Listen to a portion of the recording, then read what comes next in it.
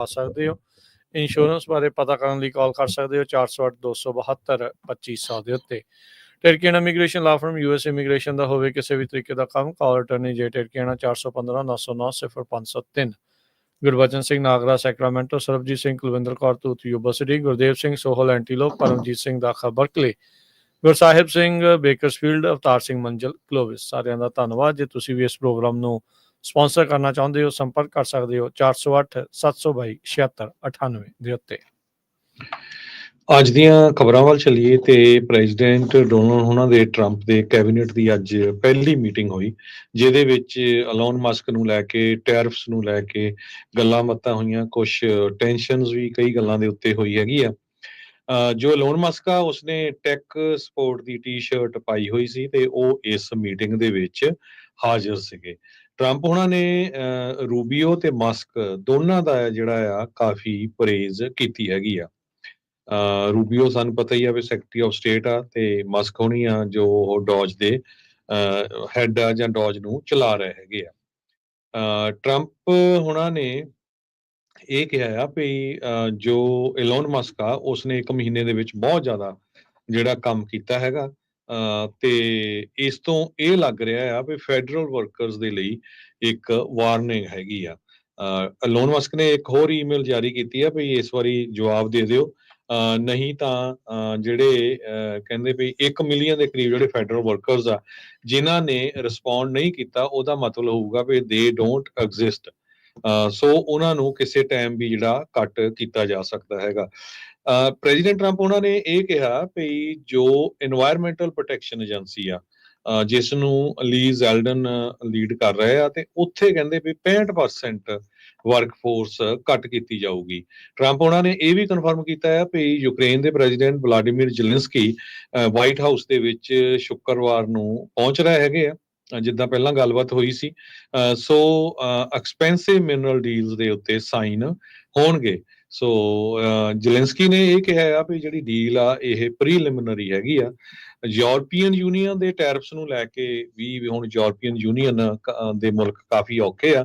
Trump ਉਹਨਾਂ ਨੇ ਇਹ ਕਿਹਾ ਵੀ ਯੂਰਪੀਅਨ ਯੂਨੀਅਨ ਦੇ ਮੁਲਕਾਂ ਦੇ ਉੱਤੇ 25% ਟੈਰਿਫ ਲਾਇਆ ਜਾਊਗਾ ਤੇ ਯੂਰਪੀਅਨ ਯੂਨੀਅਨ ਹਮੇਸ਼ਾ ਹੀ ਸਾਡੇ ਨਾਲ ਉਹਨਾਂ ਦਾ ਜਿਹੜਾ ਇਸ ਮਾਮਲੇ ਦੇ ਵਿੱਚ ਬਿਜ਼ਨਸ ਦੇ ਮਾਮਲੇ ਦੇ ਵਿੱਚ ਸਾਨੂੰ ਯੂਜ਼ ਹੀ ਕਰਦੇ ਰਹੇ ਹੈਗੇ ਆ। ਸੋ ਕੈਨੇਡਾ ਤੇ ਮੈਕਸੀਕੋ ਦੇ ਮਾਮਲੇ ਦੇ ਵਿੱਚ ਕਹਿੰਦੇ ਭਈ ਜੇ ਇਲੀਗਲ ਮਾਈਗ੍ਰੈਂਟਸ ਸਦਰਨ ਬਾਰਡਰ ਤੇ ਕੈਨੇਡਾ ਵਾਲੇ ਬਾਰਡਰ ਦੇ ਉੱਤੇ ਘਟ ਜਾਂਦੇ ਆ, ਇੱਕ ਤਰ੍ਹਾਂ ਦੇ ਨਾਲ ਬੰਦ ਹੋ ਜਾਂਦੇ ਆ ਤੇ ਫਿਰ ਟੈਰਿਫ ਲਾਉਣ ਦੇ ਬਾਰੇ ਜੋ ਆ ਟਰੰਪ ਨਹੀਂ ਸੋਚਣਗੇ ਵੀ ਟੈਰਿਫ ਲਾਣਾ ਆ ਜਾਂ ਨਹੀਂ। ਜੇ ਘਟ ਜਾਂਦੇ ਫਿਰ ਕਹਿੰਦੇ ਹੋ ਸਕਦਾ ਅਸੀਂ ਨਾ ਵੀ ਲਾਵਾਂਗੇ। ਜੀ ਬਿਲਕੁਲ।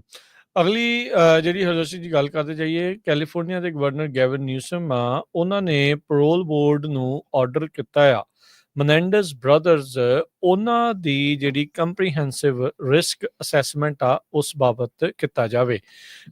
ਇਹ ਲਾਇਲ ਤੇ ਐਰਿਕ ਮਨੈਂਡਸ ਦੇ ਬਾਬਤ ਜਿਹੜੀ ਇਹ ਗੱਲਬਾਤ ਚੱਲ ਰਹੀ ਆ, ਇਹ ਕਾਫੀ ਇੱਕ ਪੁਰਾਣਾ ਕੇਸ ਆ।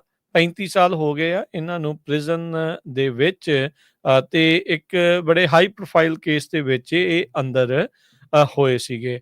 ਨਿਊਸਮ ਹੁਣਾਂ ਨੇ ਇਸ ਬਾਬਤ ਆਪਣੇ ਪੌਡਕਾਸਟ ਦੇ ਵਿੱਚ ਗੱਲਬਾਤ ਕਰਦੇ ਹੋਏ ਜਿਹੜਾ ਉਹ ਆਖਿਆ ਆ, ਕਹਿੰਦੇ ਵੀ ਕੁਐਸਚਨ ਬੋਰਡ ਦੇ ਮੋਹਰੇ ਸਾਹਮਣੇ ਇੱਕ ਹੀ ਆ, ਸਿੰਪਲ ਹੀ ਆ ਕਿ ਐਰਿਕ ਤੇ ਲਾਇਲ ਮਨੈਂਡਸ ਇਸ ਟਾਈਮ ਲੋਕਾਂ ਦੇ ਲਈ ਪਬਲਿਕ ਸੇਫਟੀ ਦੇ ਲਈ ਅਨਰੀਜ਼ਨੇਬਲ ਰਿਸਕ ਹੈਗਾ ਆ ਜਾਂ ਨਹੀਂ। ਦੋਨਾਂ ਭਰਾਵਾਂ ਦੇ ਉੱਤੇ ਰੀਸੈਂਟਲੀ ਇੱਕ ਨੈਟਫਲਿਕਸ ਨੇ ਡਾਕੂਮੈਂਟਰੀ ਵੀ ਜਿਹੜੀ ਜਾਰੀ ਕੀਤੀ ਆ। ਦੋਨੋਂ ਹੀ ਭਰਾ ਵੱਖ-ਵੱਖ ਤਰੀਕੇ ਦੇ ਨਾਲ ਆਪਣੀ ਆਜ਼ਾਦੀ ਪਾਉਣ ਦੀਆਂ ਕੋਸ਼ਿਸ਼ਾਂ ਕਰ ਰਹੇ ਆ। ਜਿੱਥੇ ਗਵਰਨਰ ਦੇ ਮੋਹਰੇ ਕਲੀਮੈਂਸੀ ਦੀ ਅਪੀਲ ਜਿਹੜੀ ਉਹ ਕਰ ਰਹੇ ਆ, ਰੀਸੈਂਟੈਂਸਿੰਗ ਹੀਅਰਿੰਗ ਤੇ ਇੱਕ ਨਵੇਂ ਟ੍ਰਾਇਲ ਦੀ ਵੀ ਉਹਨਾਂ ਨੇ ਮੰਗ ਕੀਤੀ ਆ। ਲਾਸ ਐਂਜਲਸ ਕਾਉਂਟੀ ਦੇ ਜਿਹੜੇ ਡਿਸਟ੍ਰਿਕਟ ਅਟਾਰਨੀ ਨੇਥਨ ਹੌਚਮੈਨ ਆ ਉਹਨਾਂ ਨੇ ਇਹ ਕਿਹਾ ਵੀ ਉਹ ਜਿਹੜੇ ਨਵੇਂ ਟ੍ਰਾਇਲ ਦੇ ਇਹਨਾਂ ਦੋਨਾਂ ਭਰਾਵਾਂ ਦੇ ਉਲਟ ਹੈਗੇ ਨੇ ਤੇ ਪਰ ਕਹਿੰਦੇ ਵੀ ਅਜੇ ਤੱਕ ਰੀਸੈਂਟੈਂਸਿੰਗ ਬਿਡ ਦੇ ਉੱਤੇ ਉਹਨਾਂ ਨੇ ਆਪਣਾ ਕੋਈ ਮਨ ਨਹੀਂ ਬਣਾਇਆ। ਗਵਰਨਰ ਨਿਊਸਮ ਉਹਨਾਂ ਨੇ ਕਿਹਾ ਵੀ ਉਹ ਜਿਹੜੇ ਕਲੈਮੈਂਸੀ ਦੇ ਡਿਸੀਜਨ ਆ ਉਸ ਦੇ ਬਾਬਤ ਅਜੇ ਕੋਈ ਵੀ ਫੈਸਲਾ ਨਹੀਂ ਲੈਣਗੇ ਜਿੰਨੀ ਦੇਰ ਤੱਕ ਜਿਹੜੇ ਡਿਸਟ੍ਰਿਕਟ ਅਟਾਰਨੀ ਨੇਥਨ ਹੌਚਮੈਨ ਆ ਉਸ ਦੀ ਕੇਸ ਨੂੰ ਪੂਰੀ ਤਰ੍ਹਾਂ ਜਿਹੜਾ ਉਹ ਰਿਵਿਊ ਨਹੀਂ ਕਰ ਲੈਂਦੇ ਹੈਗੇ। ਇਹ ਇੱਕ ਐਗਜ਼ੈਕਟਿਵ ਐਂਟਰਟੇਨਮੈਂਟ ਦੀ ਇੰਡਸਟਰੀ ਦੇ ਐਗਜ਼ੈਕਟਿਵ ਦੇ ਇਹ ਮੁੰਡੇ ਸੀਗੇ। ਆਪਣਾ ਪਿਓ ਜਿਹੜਾ ਇਹਨਾਂ ਦਾ ਹੋਜ਼ੇ ਤੇ ਉਹਦੀ ਮਾਂ ਜਿਹੜੀ ਕਿਟੀ ਮਨੈਂਡਜ਼ ਆ, ਉਹਨਾਂ ਦੇ ਮਰਡਰਸ ਦੇ ਵਿੱਚ ਇਹਨਾਂ ਨੂੰ life in prison without parole ਦੀ ਸਜ਼ਾ ਜਿਹੜੀ ਆ ਉਹ ਸੁਣਾਈ ਗਈ ਸੀਗੀ। ਸੋ 2023 ਤੋਂ ਬਾਅਦ ਦੇ ਵਿੱਚ ਪਿਛਲੇ ਸਾਲਾਂ ਦੇ ਵਿੱਚ ਇਹਨਾਂ ਦੋਨਾਂ ਭਰਾਵਾਂ ਦੇ ਅਟਰਨੀਜ਼ ਦੇ ਦੁਆਰਾ ਲਗਾਤਾਰ ਜਿਹੜੀਆਂ ਕੋਸ਼ਿਸ਼ਾਂ ਆ ਉਹ ਕੀਤੀਆਂ ਜਾ ਰਹੀਆਂ ਇਹਨਾਂ ਨੂੰ ਛਡਾਉਣ ਦੇ ਲਈ, ਖਾਸ ਕਰਕੇ ਉਦੋਂ ਜਦ ਕੁਝ ਨਵੇਂ ਸਬੂਤ ਸਾਹਮਣੇ ਆਏ ਸੀ ਵੀ ਜਿਹੜਾ ਇਹਨਾਂ ਦਾ ਪਿਓ ਸੀਗਾ ਉਸ ਦੇ ਦੁਆਰਾ ਸੈਕਸ਼ੂਅਲ ਅਬਿਊਜ਼ ਕੀਤਾ ਜਾਂਦਾ ਰਿਹਾ ਹੈਗਾ ਆ। ਤੇ ਹੁਣ ਜਿਹੜੀ ਐਕਸਟੈਂਡਡ ਫੈਮਿਲੀ ਦੀ ਮਦਦ ਦੇ ਨਾਲ ਵੀ ਇਹ ਸਾਰਾ ਕੁਝ ਉਹਨਾਂ ਨੇ ਕੀਤਾ ਸੀਗਾ। ਸੋ ਇਹ ਹੁਣ ਦੋਨੋਂ ਭਰਾਵਾਂ ਨੇ ਆਪਣੇ ਪਿਓ ਮਾਂ ਦੇ ਕਤਲ ਤੋਂ ਬਾਅਦ ਚ ਅੰਦਰ ਹੋਏ ਆ ਤੇ ਹੁਣ ਛੱਡਣ ਦੇ ਲਈ ਜਿਹੜੀ ਕੋਸ਼ਿਸ਼, ਇਹਨਾਂ ਨੂੰ ਛਡਾਉਣ ਦੇ ਲਈ ਜਾਂ ਆਜ਼ਾਦ ਹੋਣ ਦੀ ਕੋਸ਼ਿਸ਼ ਜਿਹੜੀ ਆ ਉਹ ਚੱਲ ਰਹੀ ਆ। ਤੇ ਗਵਰਨਰ ਨਿਊਸਮ ਨੇ ਪੈਰੋਲ ਬੋਰਡ ਨੂੰ ਕਿਹਾ ਵੀ ਭਾਈ ਜਰਾ ਅਸੈਸਮੈਂਟ ਕਰਕੇ ਦੱਸੋ ਛੱਡੀਏ ਇਹਨਾਂ ਨੂੰ ਕਿ ਨਾ।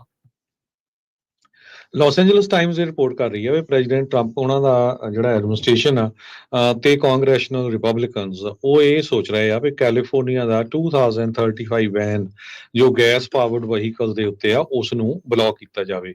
ਕੈਲੀਫੋਰਨੀਆ ਦੇ ਵਿੱਚ ਕੈਲੀਫੋਰਨੀਆ ਦੇ ਗਵਰਨਰ ਗੈਬਨ ਨਿਊਸਮ ਨੇ ਇਹ ਬਿੱਲ ਪਾਸ ਕਰ ਦਿੱਤਾ ਸੀ ਵੀ 2035 ਤੋਂ ਬਾਅਦ ਕੋਈ ਵੀ ਗੈਸ ਵਾਲੀ ਜਿਹੜੀ ਕਾਰ ਆ ਉਹ ਨਹੀਂ ਵੇਚੀ ਜਾਊਗੀ ਜਿਹੜੀ ਕਾਰ ਗੈਸ ਯੂਜ਼ ਕਰਦੀ ਹੈਗੀ ਆ।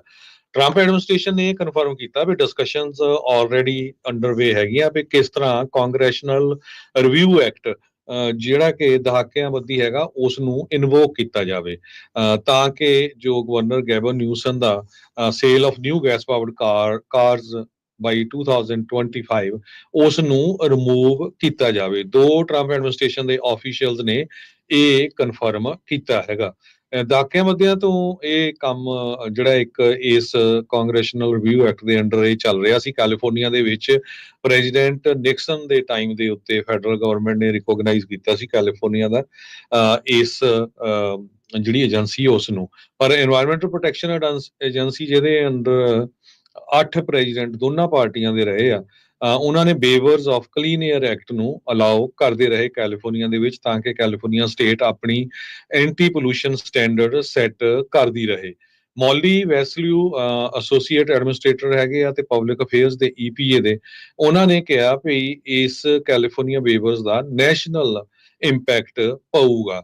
ਸੋ ਇਹਦੇ ਸੰਬੰਧ ਦੇ ਵਿੱਚ ਗੈਬਨ ਨਿਊਸਮ ਉਹਨਾਂ ਨੂੰ ਜਦੋਂ ਪੁੱਛਿਆ ਗਿਆ ਨਿਊਯਾਰਕ ਟਾਈਮ ਵੱਲੋਂ ਉਹਨਾਂ ਨੇ ਕਿਹਾ ਵੀ ਮੈਨੂੰ ਇਹਦੇ ਤੇ ਕੋਈ ਸਰਪ੍ਰਾਈਜ਼ ਨਹੀਂ ਹੈ। ਟਰੰਪ ਐਡਮਿਨਿਸਟ੍ਰੇਸ਼ਨ ਜੋ ਆ ਉਹ ਜ਼ਰੂਰ ਇਸ ਨੂੰ ਰਿਮੂਵ ਕਰਨ ਦੀ ਕੋਸ਼ਿਸ਼ ਕਰੇਗਾ। ਜੀ, ਅਗਲੀ ਜਿਹੜੀ ਗੱਲ ਕਰਦੇ ਜਾਈਏ, ਕੈਲੀਫੋਰਨੀਆ ਦੇ ਜਿਹੜੇ ਲੈਜਿਸਲੇਟਰ ਆ ਉਹ ਇੱਕ ਨਵਾਂ ਬਿੱਲ ਪ੍ਰਪੋਜ਼ ਕਰ ਰਹੇ ਆ ਜਿਸ ਦੇ ਤਹਿਤ ਫਿਲਮ ਅਤੇ TV ਟੈਕਸ ਕ੍ਰੈਡਿਟ ਪ੍ਰੋਗਰਾਮ ਆ ਉਸ ਨੂੰ ਹੋਰ ਵਧਾਇਆ ਜਾਵੇਗਾ। ਦੇਖਿਆ ਜਾਵੇ ਤਾਂ ਬਹੁਤ ਸਾਰੇ ਸੂਬਿਆਂ ਦੇ ਦੁਆਰਾ ਹਾਲੀਵੁੱਡ ਨੂੰ ਜਾਂ ਮੂਵੀਜ਼ ਬਣਾਉਣ ਵਾਲਿਆਂ ਨੂੰ ਕਾਫੀ ਜ਼ਿਆਦਾ ਟੈਕਸ ਦੀਆਂ ਰਿਆਇਤਾਂ ਦਿੱਤੀਆਂ ਜਾਂਦੀਆਂ ਆ, ਜਿਸ ਕਰਕੇ ਜਾਰਜੀਆ ਵਰਗੇ ਜਿਹੜੇ ਸੂਬੇ ਆ ਉਹਨਾਂ ਨੂੰ ਆਮਦਨ ਵੀ ਜਿਹੜੀ ਹੁੰਦੀ ਆ ਤੇ ਉਹਨਾਂ ਦੇ ਜਿਹੜਾ ਕਾਰੋਬਾਰ ਆ ਉੱਥੇ ਵੱਧਦੇ ਆ। ਹੁਣ ਇਸ ਬਿੱਲ ਦੇ ਨਾਲ ਸੰਬੰਧਿਤ ਜਿਹੜੀ ਚਰਚਾ ਇਹ ਚੱਲ ਰਹੀ ਆ ਵੀ ਕੈਲੀਫੋਰਨੀਆ ਵੀ ਚਾਹੁੰਦਾ ਆ ਵੀ ਉਹ ਤਾਂ ਹਾਲੀਵੁੱਡ ਇੱਥੇ ਹੀ ਮੇਨ ਬੇਸ ਹੈਗਾ ਆ ਤੇ ਇਸ TV ਟੈਕਸ ਫਿਲਮ ਤੇ TV ਟੈਕਸ ਕ੍ਰੈਡਿਟ ਪ੍ਰੋਗਰਾਮ ਦੇ ਨਾਲ ਜਿਹੜੀ ਪ੍ਰੋਡਕਸ਼ਨ ਆ ਉਸ ਨੂੰ ਮੁੜ ਦੁਬਾਰਾ ਗੋਲਡਨ ਸਟੇਟ ਦੇ ਵਿੱਚ ਲਿਆਂਦਾ ਜਾਵੇ। ਲਾਸ ਐਂਜਲਸ ਦੇ ਹੈੱਡਕੁਆਟਰ ਜਿਹੜਾ ਸਕਰੀਨ ਐਕਟਰਸ ਗਿਲਡ ਤੇ American federation of television and radio artist ਆ ਉਹਨਾਂ ਦੇ ਨਾਲ ਕਹਿੰਦੇ ਵੀ ਇਸ ਟਾਈਮ ਨੈਗੋਸ਼ੀਏਸ਼ਨ ਚੱਲ ਰਹੀ ਹੈਗੀ ਆ। ਕਹਿੰਦੇ ਵੀ ਇਹ ਆਈਡੀਆ ਹੈਗਾ ਵੀ ਇਸ ਪ੍ਰੋਗਰਾਮ ਦੇ ਵਿੱਚ ਕੁਝ ਨਵੀਆਂ ਚੀਜ਼ਾਂ, ਨਵੀਆਂ ਸੋਧਾਂ ਜਿਹੜੀਆਂ ਉਹ ਲਿਆਂਦੀਆਂ ਜਾਣ ਤਾਂ ਜੋ ਪ੍ਰੋਡਕਸ਼ਨ ਆ ਉਹ ਕੈਲੀਫੋਰਨੀਆ 'ਚ ਮੁੜ ਦੁਬਾਰਾ ਆਵੇ।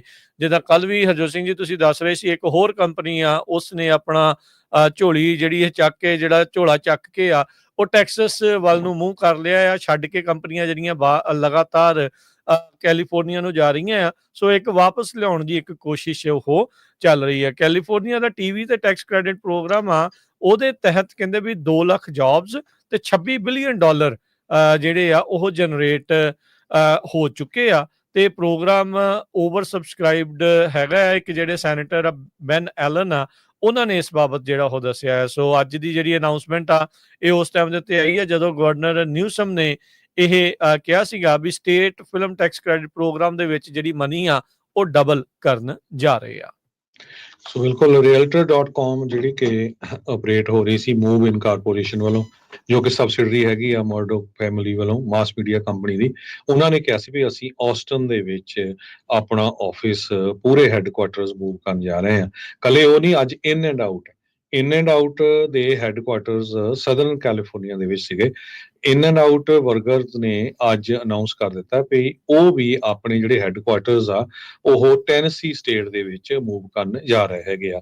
ਪਿਛਲੇ 30 ਸਾਲਾਂ ਤੋਂ ਇਰਵਾਈਨ ਦੇ ਵਿੱਚ ਇਨ ਐਂਡ ਆਊਟ ਦੇ ਹੈੱਡਕੁਆਟਰ ਆਫਿਸਸ ਸੀਗੇ। ਕੈਲੀਫੋਰਨੀਆ ਦੀ ਇਹ one of the most iconic brand ਹੈਗੀ ਆ। ਪਰ ਜਿਸ ਹਿਸਾਬ ਦੇ ਨਾਲ ਕੰਪਨੀਆਂ ਧੜਾ ਧੜ ਕੈਲੀਫੋਰਨੀਆ ਤੋਂ ਬਾਹਰ ਜਾ ਰਹੀਆਂ, ਸੋ ਇਹਦਾ ਅਸਰ ਕੈਲੀਫੋਰਨੀਆ ਦੇ ਉੱਤੇ ਬਹੁਤ ਜ਼ਿਆਦਾ ਪਊਗਾ। ਇਸ 에ਅਰਵਾਈਨ ਵਾਲੇ ਆਫਿਸ 'ਚ 500 ਤੋਂ ਵੱਧ ਜਿਹੜੇ EMPLOYEE ਆ ਉਹ ਕੰਮ ਕਰਦੇ ਸੀਗੇ। ਜੀ ਜੀ ਅਗਲੀ ਜਿਹੜੀ ਹਰਜੋਤ ਸਿੰਘ ਜੀ ਖਬਰ ਵੱਲ ਵੱਧਦੇ ਜਾਈਏ ਤਾਂ ਕੈਲੀਫੋਰਨੀਆ ਕਹਿੰਦੇ ਵੀ ਜਿਹੜੇ ਹਾਈ ਕਾਸਟ ਹਸਪੀਟਲਸ ਆ ਉਹਨਾਂ ਨੂੰ ਨਿਸ਼ਾਨੇ ਦੇ ਉੱਤੇ ਲੈ ਰਹੀ ਆ, ਜਿਨ੍ਹਾਂ ਵਿੱਚ ਮੋਨਰੇ ਕਾਉਂਟੀ ਦੇ 2 ਹਸਪਤਾਲ ਵੀ ਆ ਰਹੇ ਨੇ। ਕਹਿੰਦੇ ਵੀ ਜਿਹੜੀਆਂ ਰੇਟ ਇਨਕਰੀਜ਼ਸ ਆ ਉਸ ਉੱਤੇ ਕੈਪ ਲਾਉਣ ਦੀ ਚਰਚਾ ਚੱਲ ਰਹੀ ਹੈ। California office of health care affordability ਉਹਨਾਂ ਨੇ 11 ਜਿਹੜੇ ਹਸਪਤਾਲ ਆ ਉਹਨਾਂ ਦੀ ਨਿਸ਼ਾਨਦੇਹੀ ਕੀਤੀ ਆ, ਜਿਨ੍ਹਾਂ ਦੇ ਉੱਤੇ ਜਿਹੜੇ ਰੇਟ ਇਨਕਰੀਜ਼ ਆ ਉਸ ਨੂੰ ਰੋਕਣ ਦੀ ਕੋਸ਼ਿਸ਼ ਜਾਂ ਬਹੁਤ ਜ਼ਿਆਦਾ ਨਾ ਹੋਵੇ ਉਸ ਦੀ ਕੋਸ਼ਿਸ਼ ਹੈਗੀ ਆ। ਕਹਿੰਦੇ ਵੀ 3% ਕੈਪ ਰੇਟ ਇਨਕਰੀਜ਼ ਦੇ ਉੱਤੇ 5 ਸਾਲਾਂ ਦੇ ਫੇਜ਼ ਦੇ ਵਿੱਚ ਇਹਨਾਂ ਦੁਆਰਾ ਮਿੱਥਿਆ ਗਿਆ ਹੈਗਾ। ਵੀ ਕਹਿੰਦੇ ਵੀ ਜਿਹੜੇ ਕੋਈ ਹਸਪਤਾਲ ਇਸ ਤੋਂ ਉੱਤੇ ਜਾਣਗੇ ਉਹਨਾਂ ਨੂੰ ਪਬਲਿਕਲੀ ਸ਼ੇਮ ਕਰਨ ਦੀ ਜਿਹੜੀ ਗੱਲ ਆ ਉਹ ਕੀਤੀ ਜਿਹੜੀ ਉਹ ਜਾ ਰਹੀ ਆ।